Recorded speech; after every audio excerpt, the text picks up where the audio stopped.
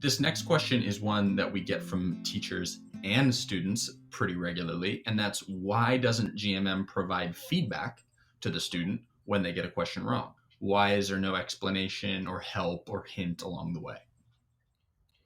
Well, that's been a fascinating topic for me from the beginning. So I've been experimenting with this system for 16 years, and I can't remember how many years in where I thought, you know what, I'm going to start giving feedback. And it's funny, I started this system before a lot of the current really big companies that are out there existed or had any real market. So way back, I had the same kind of question, but of myself, like, oh man, I could make students' lives and my life so much easier if the computer were to, come alongside and be sort of a virtual assistant. And I'll tell you, I spent a lot of time then doing a big code experiment for, I think it was Quadratics. I was starting to write all this sort of smart computer help, dynamically generated to sort of, if a student got stuck, she could click on a help button, she could see steps, and then she could get back to it. Uh, it was a ton of work, and it just flopped completely. It turned out that students um, did not largely did not benefit from all my painful efforts.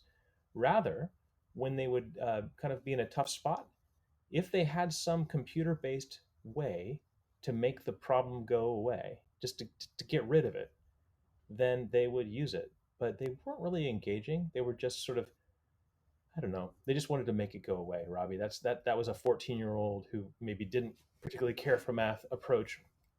So I call it button mashing.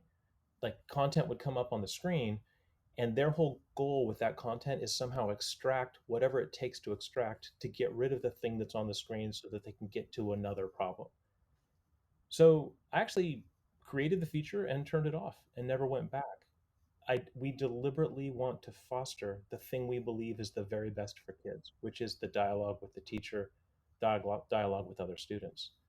But frankly, it does put us in a tough spot when during the pandemic, kids have been learning asynchronously, and you have a kid doing a practice session at like whatever time of night the kid's doing their practice session, and she gets stuck. There's no way out for her. I mean, like, she can't turn to her teacher and ask a question. So this whole remote scenario thing has made that model much harder to do effectively, and we know that, especially if it's asynchronous. So to the point that we contemplated putting in a bunch of help, but then we also know that that actually makes the data and the gains a lot less meaningful for many kids. Not for all. Some kids actually engage well with the screen, but that's a very small minority. Um, most of them do not really. So you're kind of in a rock and a hard place, and it brings me back to the just the foundational reality that I believe firmly that in person is really vastly superior to remote.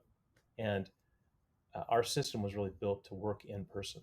So as soon as people were using it remotely, here's what I found: Get More Math users who've used Get More Math for many years and had a good sense of how to tease that out and work that situation had all kinds of good ways of sort of tactically addressing the fact that they're going to need to keep providing the help because we don't.